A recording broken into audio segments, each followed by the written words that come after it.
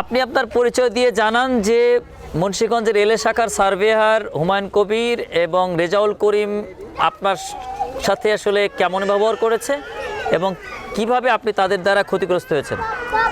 আসসালামু আলাইকুম। এই রেলে আমাদের জায়গা পড়ছে মনে করেন 6.5% জায়গা পড়ছে। 6.5% জায়গার বিলাইছে 13,60,000 টাকা। আমরা মোট 9 লক্ষ টাকা পাইছি। আর বাকি যেই টাকা আছে এরা বলে টাকা না দিলে আপনাকে বিল দিব না। তো আমরা মনে করেন টাকার বিল বহুত ঘুরছি, তাও এরা কয় আপনাকে টাকা দিতে হবে, টাকা ছাড়া আমরা টাকা দেই না। তো আমরা বাধ্য হয়ে টাকা দিয়েছি।